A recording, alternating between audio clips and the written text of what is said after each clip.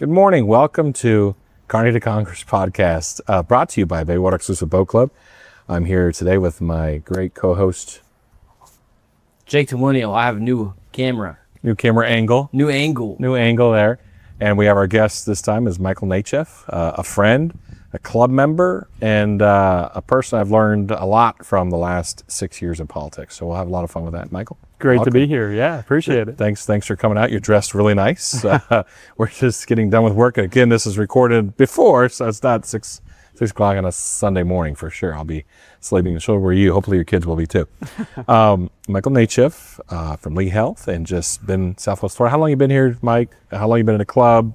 What do you do? Just kind of give the people a top down and go from there. I appreciate you asking, Adam. So my family moved here in the late 90s down to Marco Island. I was pretty young, so I went to school down at Tommy Barfield, and then the charter middle school on Marco, Laley High School, stayed local, went to Florida Gulf Coast, met my wife there, fell in love.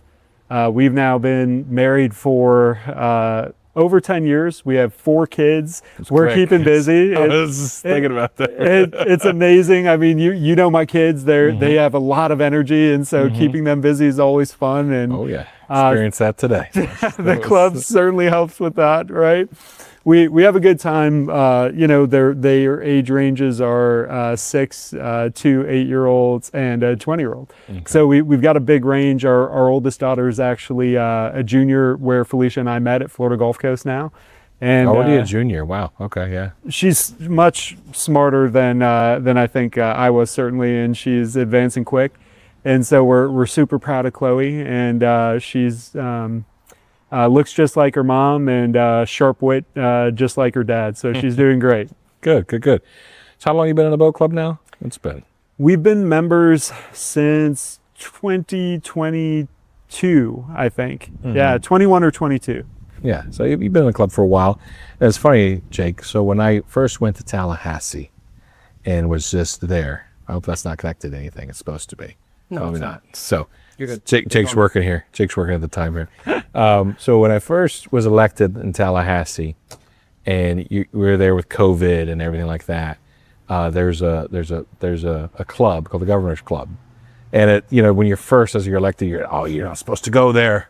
Don't go there. That's where bad things happen, and I understand. Folks that get elected, they're concerned about certain things that can happen. Like drinking too late, or it's politics, and realistically, politics is just people, and some people can't handle certain things. But just from my background and just from business, I was new.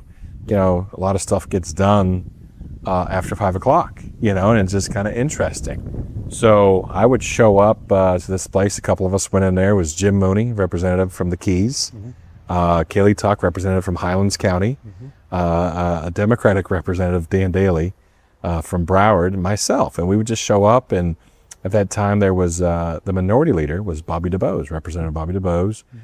And we would just kind of hang out. We kind of come there after, like, let's go have a couple drinks and hang out. And so Michael was in there.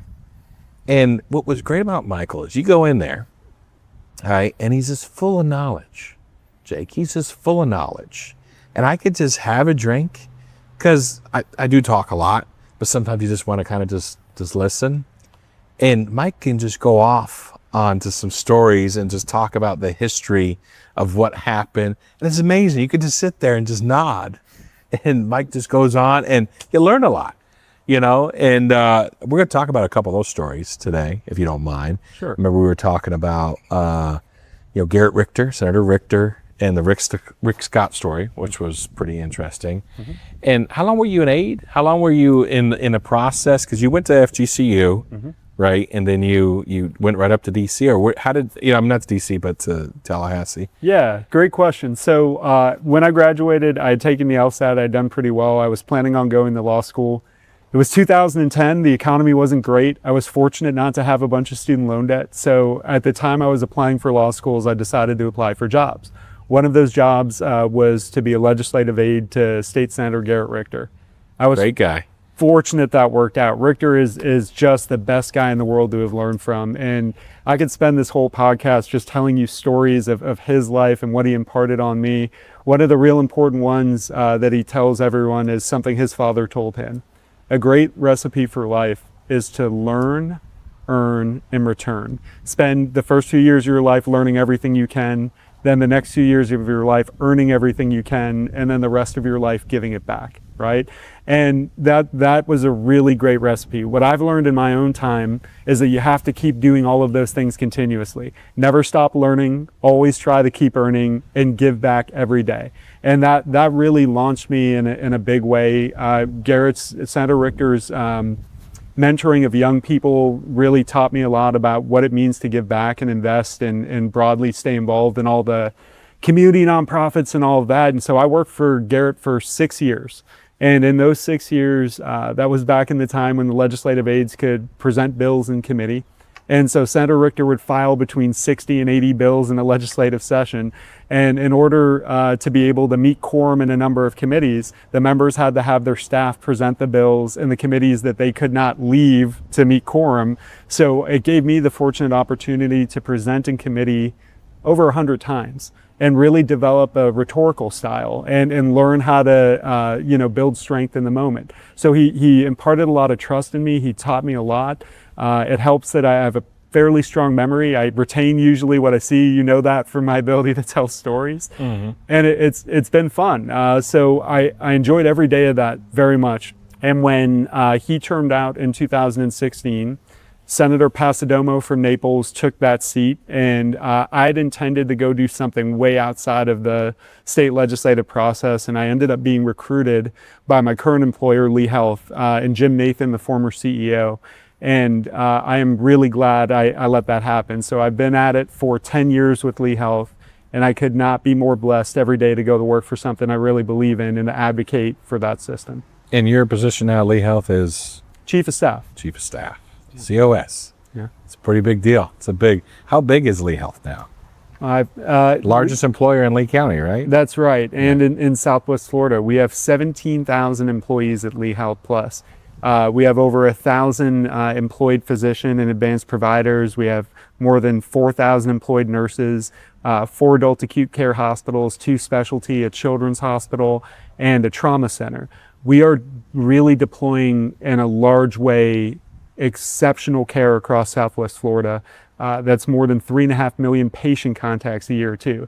So we have had the very fortunate benefit, you and I, of having worked together on a number of the issues that supported local delivery of that great care. Mm-hmm. Not just for Lee Health, but we had some fun on a number of those governance issues. But beyond that, you have brought in appropriations back for your district and the region that have helped support a number of the healthcare institutions. We're very fortunate here in Southwest Florida. Strong delegation and a lot of people working very hard. Absolutely. Dude, you're up there all the time, and unfortunately you're not up there as much as you used to be. But it was a lot of fun just hanging out there. Timing. Look at that. That's good. I almost got it on the camera. But it's funny. I was talking to Garrett, and he's like, yeah, the first time I was on that, because he was originally in the house, right? He was in the house, and he roomed. Like the thing is, when you go up there, you become a representative. A lot of members kind of bunk up. The guys kind of go into a house, 2 or 3, and I think it's more of for kind of creating groups, and there's races and there's camaraderie and stuff. I was one of I've lived. I don't live with people. I've got my own place. I'm doing my own thing. I bought a condo. It worked out. It's been great. You don't have to deal with moving stuff back and forth. But he said he bunked up with a guy, and they made a deal where he would pay for the housing, and his other representative would pay for food and drink. And he said he made out every year on that, because they would go out and drink and eat quite a bit. So I don't know who that was, but that's the same Garrett Richter you're talking about. So yeah. Well, Senator Richter, the human being, right? Yeah. So he would tell the story exponentially better than I could, but here's what I'll tell you. He grew up in the Pittsburgh, Pennsylvania area. He went to work as a young man right after high school at Mellon Trust Bank in downtown Pittsburgh. He used to ride the bus in, started as a janitor, and then he was drafted, served in Vietnam with the Army Rangers, awarded the Bronze Star, came back, worked his way up through Mellon Bank, and like you, like I, that kind of work ethic every day, just going at it. Doesn't matter if it's before hours, after hours, whether we're knocking on someone's door at 7 a.m. saying, "Oh, I haven't had my coffee yet," or we're knocking at 7 p.m. and they're just trying to unwind. We're going to put in the work for the people we're working to serve. And Richter taught me a great deal of that. I mean, he really, his whole life. And so when he moved down to Florida in the 80s, after that time at Mellon and what he did for him, he opened a bank after having started with him down in Naples. Not long after that, opened his own bank and grew it to the largest commercial bank based in Florida. And then he ended up selling that, and that was kind of his foray into politics. Everyone in Southwest Florida knew him, like yourself, great small business owner. People came to him, they leaned on him, they listened to him, and he helped everyone he could. And that's the experience for all of us. We all need to be that, right? That person who can help. Mm-hmm.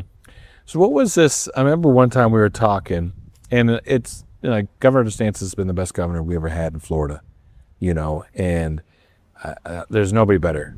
I don't think we'll ever see somebody like he is. To be honest with you, just the like we say, the juice he has is pretty good. I mean, he's got a lot of power, like with property tax stuff and just everything like that.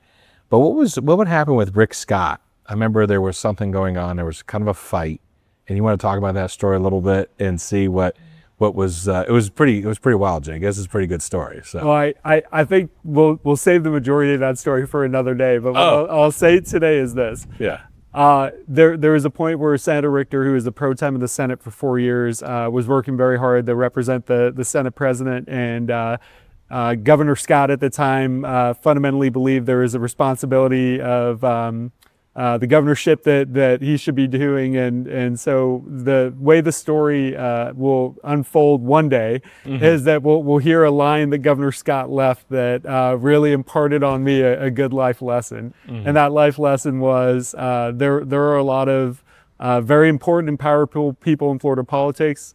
The most important thing I can say is stay loyal and do good, and that's the answer.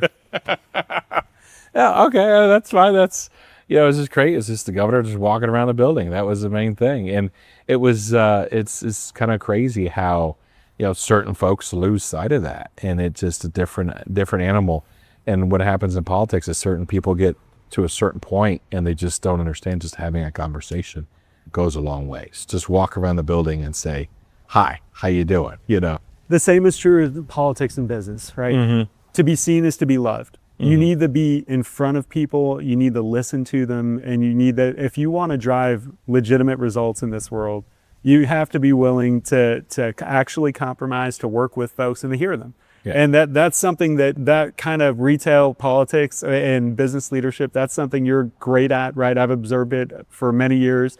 We have a fortunate intersection in a lot of our work, right? And we see a lot of the folks who are good at that and some who aren't quite as good. And in the end, being genuine, working hard, those things always really drive results here. Mm-hmm. Oh yeah.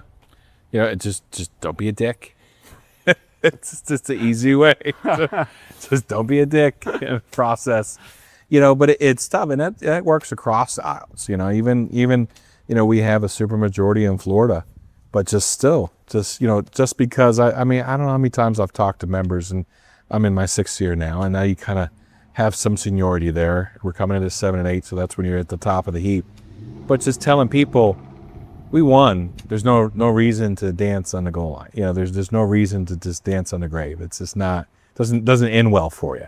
And that happens a lot. And you get new members in, and they'll have an idea and they just want to no, I don't even have to talk to those people. No, it's probably a good idea just to say hi, because there's been situations where I've had bills that come up, and it's interesting. It's fun, because you're working the process, and these bills they do pertain to certain folks around the state. There's something like we did the credit unions bill versus banks and stuff like that. And that's going to help some local entities, some school districts and stuff like that, because where there was no banks that use credit unions. But there's times you have to ask somebody like, hey, I know you're against this, and I've had people say, well, I'm with you, but Adam asked me to be with him. I'm going to be with him. So that's just kind of an interesting foray into it. But what do you see, going on down here in Southwest Florida the next 10 years? What's going to be the big concern, for you guys? Well, I think growth is still the name of the game, right? We're seeing it across Lee County and Collier, Charlotte, and even Hendry, right? Mhm. So, Lee County has about 888,000 people as of today. If you talk to the Economic Development Office, 888,000 full-time residents. We're going to be at 1 million people very soon, full-time Lee County residents. Collier has about 425,000, so it's about half the size, growing at a little bit slower of a rate, but still growing. Charlotte County growing at a fast pace, a little bit under 300,000 people, and then Hendry County, a little bit under 60,000 people, but growing at the fastest pace of all those counties. Why is that? Is that just affordable housing or what? Well, I think part of it is it is shaped by commerce and behavior, and part of it's the storms that we've experienced, right? So some folks have moved further inland. We've seen that as we've been rebuilding the coastline, and more is moving. City Kids is doing pretty good. Babcock Ranch is another great, that's southeastern Charlotte County leading into Lee. We're seeing they have more than 10,000 homes in Babcock Ranch now, and as you see the growth in North Fort Myers, Cape Coral, Lehigh Acres, and then heading out east towards LaBelle. And then even that southeast corridor off Corkscrew Road where 82 meets it, and then heading towards Immokalee. It's like, and then State Road 29 goes north from Immokalee back to LaBelle. So you're seeing all of this growth in less traditionally dense areas. And I think meeting the demands of that growth is going to be the name of the game for all of us, right? Those folks are going to need roads to drive on, schools to send their kids, healthcare access. At Lee, we're working very hard at the healthcare access, but it's much broader than that, right? People need places to get their groceries and everything else. So I'm still seeing, as the market, even though it's slowed down a bit, we're still seeing growth, and we want to do everything we can to foster bringing people here and giving them something to be part of and proud of when they get here. And we just have a lot of things to look forward to. We really do. Absolutely. All right, switching back to when you were in legislature, what stories do you want to share that you think were kind of be good for what you remember, like just some like just kind of crazy ones, or whatever you think? I mean, well, I think as we're not inside of a bar drinking, so this is a little different here. So as a young person, when you get engaged in the process, you learn, you're around a wide array of people, right? The experience sets that you get are off the charts. And so what I would say is, the old adage, you have 2 ears and 1 mouth, listen twice as much as you talk. If you can learn and you can take your time and you can build a reputation for delivering, people will rise in the process. They really will. Young people will, and they can stick with it. In my time as an aide, I saw a lot of really talented people that didn't end up sticking around in that process because they either were really eager to move fast, or they just, so lack of patience to be able to listen more than they were talking, or they just wanted to earn faster. And so you just have to be able to stick with it. One of the stories that I think I'll tell that I really learned a lot from myself was I was humbled pretty well. So in a committee, a criminal subcommittee, we had a bill. And you were presenting for Senator Richter. I was presenting the bill for Senator Richter, and it had to do with increasing the penalties for committing a felony against a senior citizen in the state of Florida, a third-degree felony, and increasing the dollar threshold on the limit by which a third-degree felony becomes a second-degree felony. And the committee didn't have all the members in the committee, right? So quorum was close and the vote was tight. Senator Richter was in the Judiciary Committee at the time, so they could meet quorum. And so I went to present the bill, and the minority leader was in the committee, and he had some strong thoughts about that bill. At the time, it was Representative Pasadomo's bill in the House, the future Senate president, and she was very passionate about the bill was much broader than this one topic. But the debate that went on over this single topic was interesting because the members started to feel the tide shift when they realized that the minority party was really strong on that issue. And because 2 Republicans weren't there in the committee, they realized that they may have the vote. And so they were pushing it hard. And as a staffer, you have to remain, of understanding that those are members duly elected by their constituents. You have to be mindful of how you're presenting that bill, remaining respectful, and trying to present the case for the member that sent you there to do it without, overstepping. So, and that was the first time that I ran into a moment where I wasn't able to advance the bill, but fortunately, because I knew the rules and procedures, I was able to temporarily postpone the bill. And so I asked for the bill to be TP. The committee chair granted me that. I went to the Judiciary Committee to get Senator Richter. I told him what happened. He came down to the committee while it was still going on because Judiciary gets out. And he goes to the committee chair and he tells him, he talked to the minority member, and he goes to the podium and he effectively led with, well, what my aides said. And they ended up taking the bill and they passed it. So it was a good lesson for me in learning that humility, but also back to the loyalty component. And that bill ultimately that year didn't get across the finish line, but the next year it did. And that gets back to the long game, right? Of if you're doing the right thing, take your time and get it done. No, it takes time to get bills done. We worked on a couple of bills together. That took a couple of years, and it was fun. Do you want to jump down that bill at all a little bit, or? Yeah, we had that's a great point. So we had a governance change bill that we worked on for Lee Health, and Lee Health had been an independent special district created in 1968. The health system's as old as 1916, so entering its 110th year. In 1968, the Florida legislature made it public, but it didn't give it taxing authority. The largest public district in the United States when it converted, but didn't collect a tax. So from 68 to 2024, it was public, and then starting in 2024, private nonprofit mission agreement with Lee County. It took a 3-year window to get that legislative proposal in the right posture to be able to pass the legislature. Initially, what we thought is they would like to see us change the structural authority of the public districts. And eventually what we understood based on all the stakeholders, including the committee staff and the other health districts and even some of the opposition to the bill, is that they would have preferred to see a unit of government go away. And so we worked with our own board of directors and all the internal stakeholders in ensuring that we could deliver that mission. And it took 4 total years, and you passed that bill twice, and we got it done. Larry with the backflow from, I don't know what it is. It's a backfire. Shout out Larry, or the turbo. But that was a lot of fun. I remember we were there and just dealing with staff, and it was I remember we were there. Jake, it was kind of funny, and it's staff has to do their job, right? And you have lobbyists doing their job, and you have the members doing their job. I remember we were there. We had a meeting. It was probably like 8:30 in the morning or something, and it was a 30-minute meeting. We got till 9, and I remember one of the staffers go, "Representative, it's 9 o'clock. Is there anywhere you need to be? Are you okay?" And I said, "Well, we can stay here as long as it takes till we figure out something." And it's funny, when that happened, the staff kind of changed. And I remember the staff director saying, "Well, you're kind of between a rock and a hard place." I mean, she could have said that at the beginning, but she did, and it just went down there. And I remember walking out with Michael after, and I'm like, "Well, why don't we just do X? Why don't we just do it just make a general bill. Just do it general for the whole state." And that was kind of for one hospital, but generally. And there was a couple districts that got excited about it. So we did it as a general bill, and it passed. Like, we got it passed as a general bill, and it was passed in the Senate. So when you have a regular bill, you have to have it one in the House, one in the Senate, got to pass. And it passed, and it got vetoed by the governor.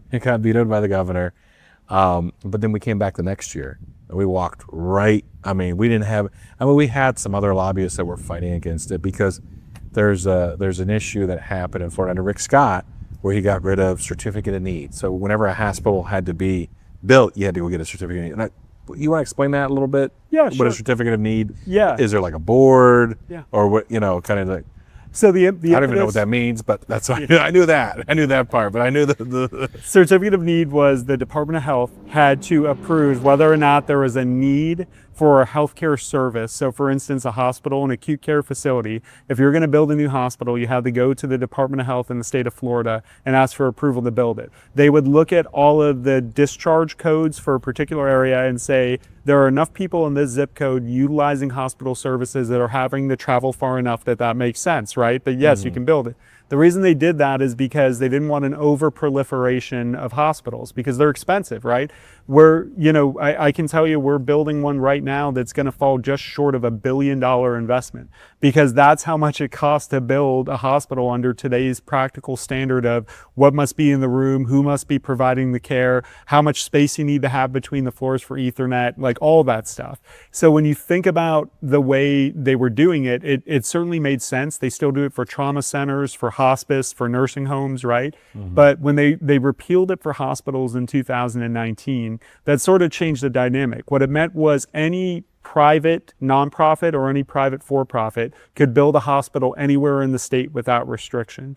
But the public hospitals were geographically landlocked. They were like a municipality. You're subject to staying within the borders of what you are. And so Lee Health Without a Tax had to make the decision, does it make sense? Can we keep the mission without having to be this governance structure, and do we fundamentally believe we can? And we got there thanks to great advocates and to yourself and the members of the delegation. Yeah, because otherwise at the end of the day it was going to come on our back because there's enough hospitals that are going to come here.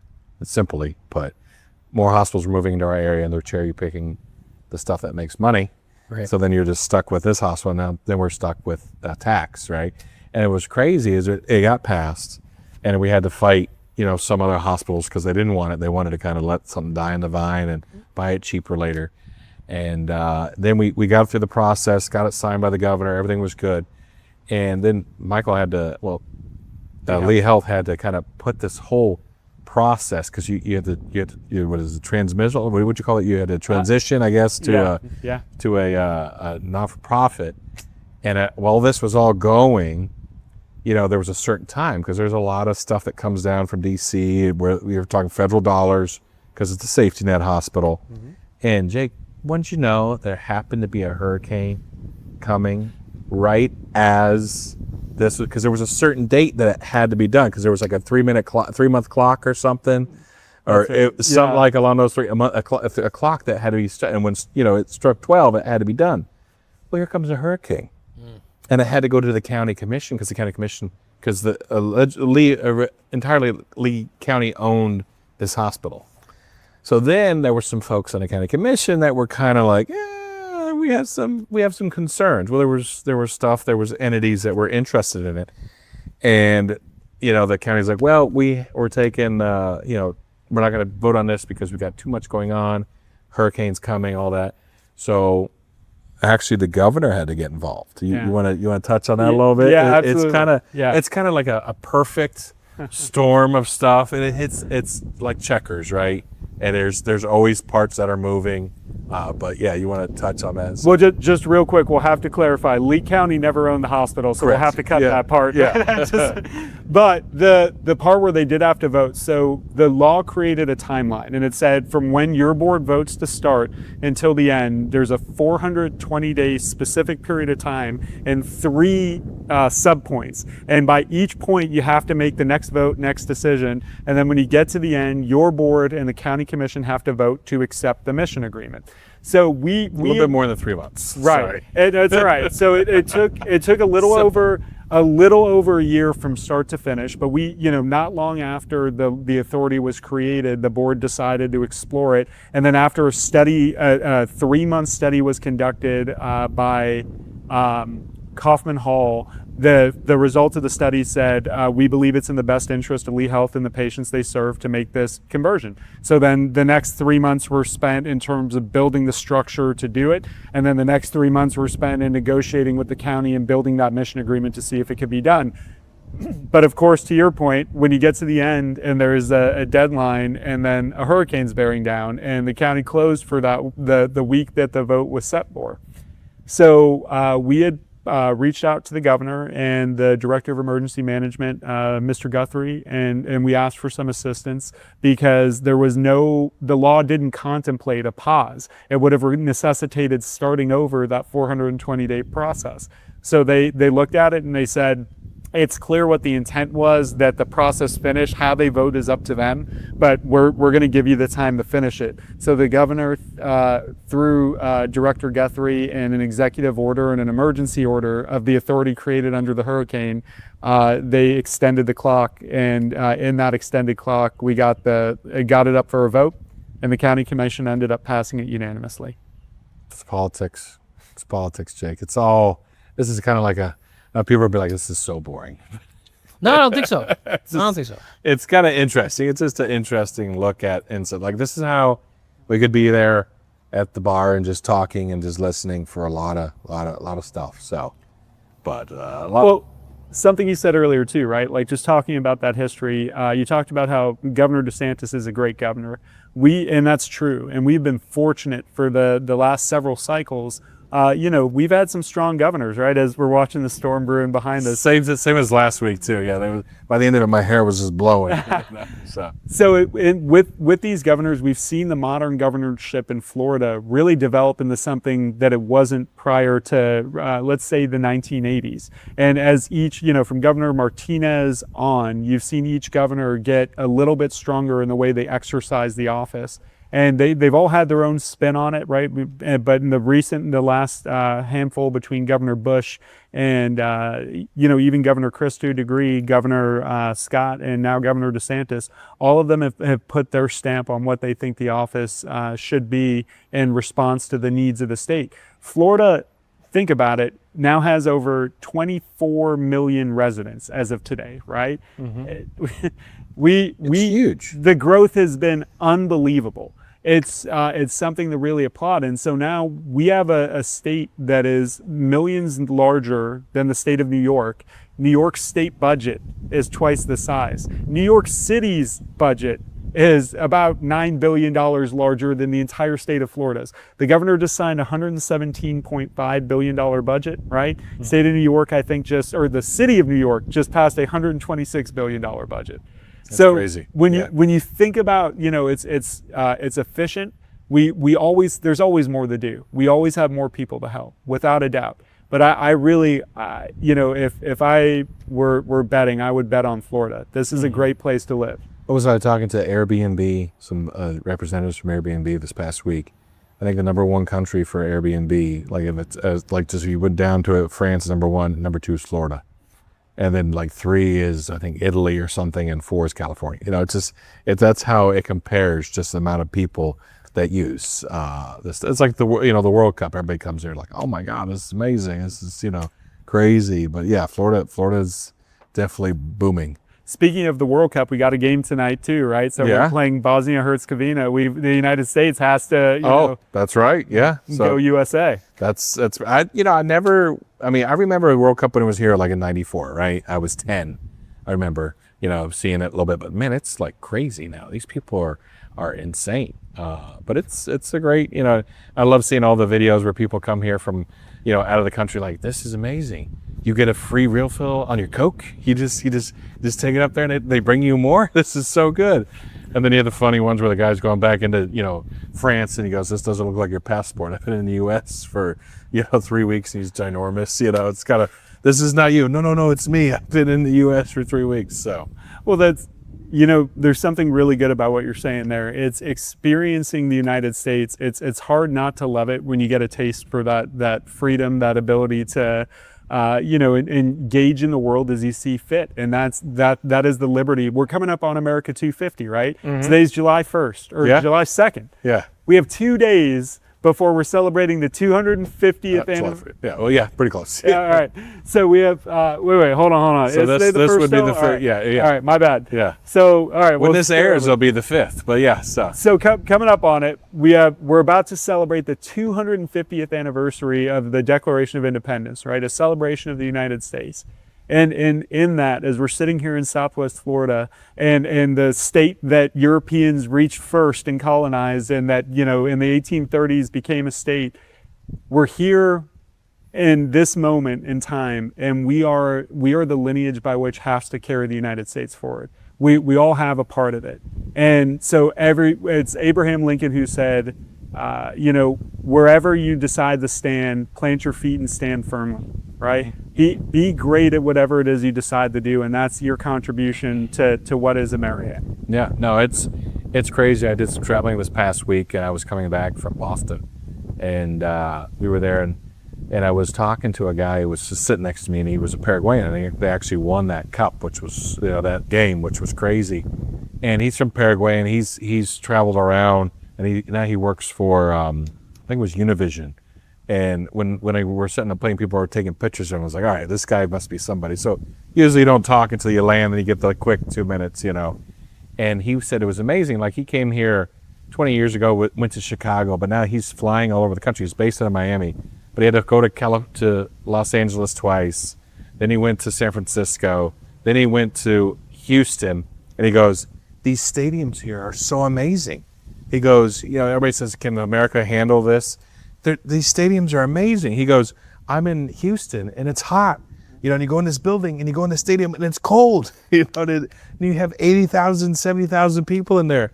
And he says, you don't see any empty seats. I mean, these seats are going for $2,000 and $3,000 a piece, and they're just selling out. It's crazy. So, it's going to be hard for anywhere else to compete. I mean, to go to these things. I mean, they do this, and I think it's North America, right? So they do play some in Mexico. Mm-hmm. They do play a little bit in Canada. So it's pretty wild for sure. So it's been fun to watch, and I'll tell you, putting on my nonprofit service hat for a second. So I do Sanibel Captiva Chamber of Commerce, and we're partnering with Greater Fort Myers Chamber and FRLA, and that the more we do to bring people in, we've noticed that sports certainly help with that. And the off season, as we're bringing people down and keeping them on the beaches and showing them how great this area of the world is, like what the Europeans traveling across the United States are experiencing is exactly what a lot of people feel like, even residents of the U.S. when they come here to Southwest Florida, when they realize just how great it is, they want to stay and be a part of it. And so that's certainly our goal. And the thing is, it was crazy. He goes, it's, and this is a guy that's from Paraguay. He goes, Paraguay, I don't think they have that many people. It's a pretty small country, right? They beat Germany, which was crazy.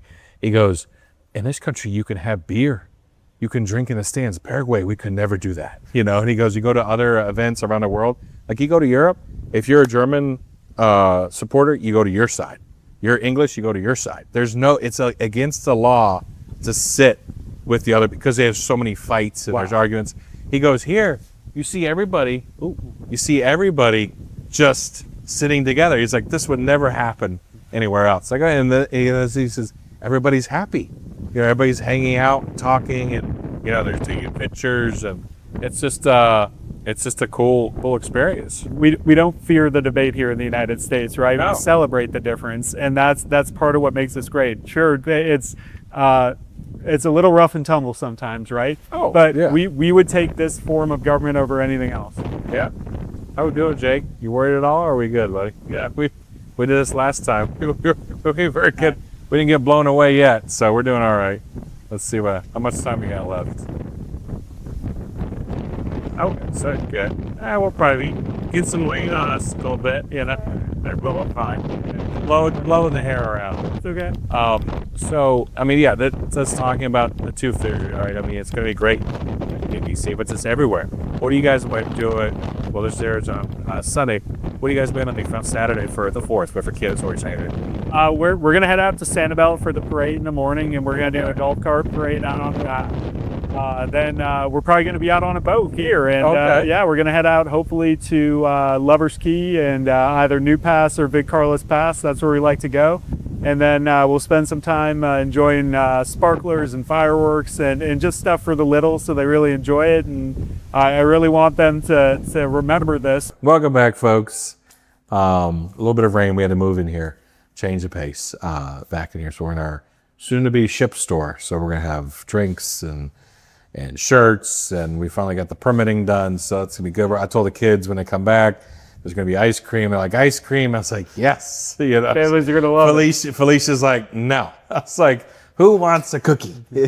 Who wants hot chocolate? That's called market intelligence. Well done, yeah. So we're doing that. But I don't know where we left off with the storm, but you can see it's starting to come out there. So I think it was a good idea that Jake's behind the scene here now, keeping an eye on everything and making sure we're good to go. So I don't know where we left off. We were talking about bringing people to Southwest Florida as it was growing, kind of a launch off the World Cup discussion and what that meant and why it was important. And I think, along with all the great things we do that make it easier, the move here and live here, we have to be good stewards of that, right? You're both as a legislator and on the water as a business leader. You've taken a lot of your time, effort, and energy in making sure we're protecting the water. And I think that's something that impacts, health, wellness, traveling, quality of life here. It's certainly, there's a good deal of conservatism in that kind of environmental stewardship, and all of that's been very important, but we also have to manage it with growth, right? We can't shut Southwest Florida down. People are moving in, and we have to be here with them to grow together. That's a great point. I don't know if we were talking about, I don't think I talked about this in the podcast last week, but it's getting time towards election season, right? Elections are coming up. You have the primaries coming up here. We're going to have a primary for Congress, which is going to be interesting. There's a ton of people running. And people are like, you endorse anybody? I was like, no. Endorsement, I learned a long time ago, endorsements don't mean crap unless they're from the president or the governor, right? And I'm neither of those. So, I always tell people just get out there and work, get out there and work. And there are a lot of people working. But it was interesting, just seeing what's happening here locally, but just trying to figure out, what you can do for our area. And as far as you work with the chamber of Fort Myers. So I'm the chair of the Sanibel Captiva Chamber of Commerce. We recently partnered with the Greater Fort Myers Chamber of Commerce, of which our CEO is the CEO of both. And we just announced the inclusion of the FRLA, the local chapter, that we're now going to be governing that too. Yeah, and that's a perfect example where you have all these duplicating entities, right? And if you can kind of come there together, which is interesting. So, our big thing with these newspapers are reaching out, even the chambers, like, what can you do about, affordable housing in Florida? We've done a lot in legislature with Live Local, a lot of stuff like that. But the thing I feel that we need to work on better here is more roads. And that is the thing. I had an employee, and I tell this to people all the time. I had an employee who lived in Lehigh. He spent 2 hours in the morning and 2 hours in the evening going to and from work. He never left Lee County, which is crazy, right?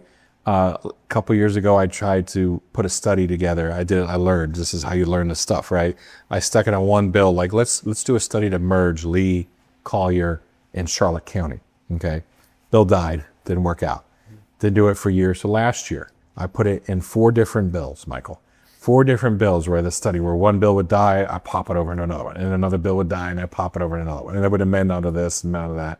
And what this does is the Metropolitan Planning Organization for each county, comes up with an idea of what we need to do for roads in our area. And what I see down here, what happens is, I'm not quite sure these numbers, but I'm pretty sure it's 70% of Lehigh works in Collier County. A lot of those folks that live up there come down one road, 75 or 41, right, to get down there. And traffic is just terrible. So I finally got this study in there. We put in 4 bills. All the bills died. And I got it in the budget. So I put it in the implementing language. And so what this does is says I need to know a study that starts right after the bill was signed for the budget. I need to know in 6 months, what this comes out with. And I was talking to DOT, and they say, you don't understand, usually this takes 15 years to get done, to merge, to look at this. So what we're going to do is we're going to come with this, idea and say, all right, let's take a regional look at what we can do with our roads here, because it's a big problem. Sure. And now I'm not talking about building 4 more 75s. What I would like to see from north to south is maybe a limited access road. By limited access, I mean a toll road. Something that comes by the airport and comes down into Lee County and comes down into Collier. It just makes it an easy access to get down there. And then they have the opportunity to still take 75 if they don't want to pay a toll road. But I think we really need to look at that, because number one, for safety. How hard was it to get out of here if there was a hurricane? You remember it took my folks like 5 hours just to get to Tampa, which is insane. So, the Keys has a 24-hour rule, so there's certain things that we need to work on. So, that's something that we're going to work on. I think that's something, as far as in all these newspapers, like, what do you do about affordable housing? I think we just need to make it easier for folks where it's affordable to live to get to their job. So I think we've taken a lot of bites at the apple, and you're educating me as it relates to the MPOs, right? That's all. Wow, Yeah, you're something. getting This is good. I get to educate Michael Nachef. This is great. Hey, I appreciate the learning opportunity. You and I both know what it's like to travel all across this region, right? And we certainly have limits to north, south, east, west. So to Lee County's credit on the extension of Leco Road going out to State Road 82, that gives you one more east-west. So when you think about the way 82 itself lends into MLK from downtown and then comes all the way down towards Corkscrew Road and then eventually runs into State Road 29 at that intersection of Lee and Collier counties. So they're going to have Corkscrew Road, the furthest south one that goes east-west. Then they'll have Alico Road, then Daniels Parkway, Colonial, and then 82 itself. That helps, but we just talked about 1 million people being in Lee County. And to a large degree, much of the workforce is living in Lehigh Acres or in Cape Coral or in unincorporated Lee County, and they're traveling to areas like the one we're in now in Bonita Springs or in the Naples. Like if you're looking to buy a house, folks, buy in East Naples and work in Fort Myers because you're going the opposite way of the traffic. You know, it makes your life a lot easier. So that's part of the consideration, right? Is people have to think about it's not just where are the best schools or where's the best healthcare or where can I get my food or what do I like to be around. They have to think about what is my commute going to be like. We can't build underground here. There's not going to be mass transit in this area like there are in some others. There's looks at alleviation through things like, more bike trails, things like that, making it easier for people that live within geographic radius to take a bike to work, wider sidewalks, more walkable streets in some of the traditional downtowns. Bonita's doing a great job right around that kind of Sugar Shack area and old 41 access. Fort Myers is doing a lot of work in their area. So too is Cape Coral. So you're seeing some of those things that, keeping people close to where they are so less folks are on the road. That's part of the solution. Deciding where to move so you're going the opposite way of traffic. That's part of what people are doing. I think that, more east-west is going to help. As we see advancements in technology, I was driving back from Orlando the other day. Not that I'm suggesting people do this, but I saw, to my right side on I-4, I saw a young lady in a Tesla, full car. The Tesla was doing all of the driving. I know that because she was never looking at the road. Not once. Just like me on my phone right now. But so the question becomes, as technology advances, does it improve the existing infrastructure and make that sort of flow happen easier? Great point. Like, is there a way we can work on the lights where everything just goes, instead of having go 2 cycles north to move stuff further? I don't know. I'm not an engineer, but there's got to be some stuff there that makes more sense. So asking the right questions and sort of letting, the free market tends to solve things better than government, right? We've seen that time and again. And so as technology advances, government does need to create the guardrails around it. So it becomes as accessible as possible, as fast as possible. And so that everyone can benefit from those advancements, but that also they're not competing, in the early 1900s, only very rich people had a car, everyone else had a horse. By 2010, only very rich people had a horse. Everyone else had a car, right? And so when you think about the way that society flipped in that modem, where are we going to be 30 years from now? Jolby, the air taxis or whatever, which is actually kind of interesting, And putting our faith in those systems. And so we all have direct responsibility. Yours as a business leader, as a legislator, mine as a health system administrator and an advocate and, husband and father, right? Looking at what is important for my family. I can tell you this, as technology advances and we see more people coming here, I love Southwest Florida and we just want to be here for it. That was a good flash of lightning. Yes, it was not bad at all. As long as we keep our power going here. So there's a lot of great stuff coming. Oh, there you go, a little thunder. There's a lot of great things coming to Southwest Florida, but people have realized that a lot of people want to live here. That's just where it is. And we have a lot of folks saying, well, I move here now. I don't want anybody to move behind. It's tough. It's always a tough animal, but we just have to really look at some hard stuff here and say, hey, we got to make some decisions. And I'm not saying more growth, but we do need to have some more roads that are going to be, and that's where that limited access comes in. We are not having a bunch of off ramps or more development. This is just going to be that. I mean, there's a reason we're here. There's a reason we're not Hollywood, Florida, or Fort Lauderdale, or Miami, and we'll never be that.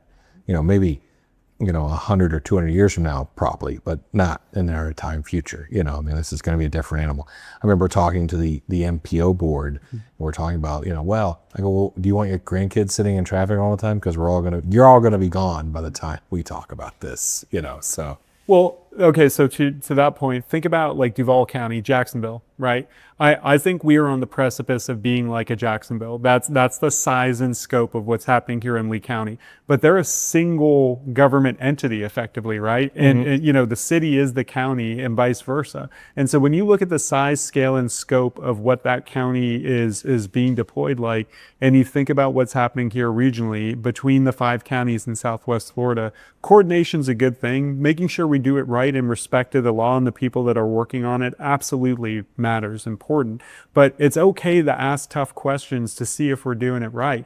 I mean, we talked about this earlier with Lee Health Nor Governance Change, that, that's asking a publicly elected board to vote itself out of existence to help the people it serves, right? Oh yeah, that was fun. And so that's, to a large degree, when you're asking the stakeholders, is there a way of doing this better than how we're doing it today? They have to sometimes envision a world where it's, it's not centered around what they do each day. And so as we continue to ask those questions in advance, the center of all of it is what is best for the people we're all trying to serve. Mm-hmm. Yeah, no, absolutely. There's a lot of great things coming here, and I'm excited to be here, and we're excited for these next 2 years. So make sure you vote, definitely. What do you want to see more from we talk about this for recruitment of young physicians and nurses all the time. I'll jokingly say more sugar shacks, right? What we need is more places for families to kind of congregate around and enjoy the time together, multi-generational, from the young kids to older adults, family friendly, drivable, walkable, and something for everyone.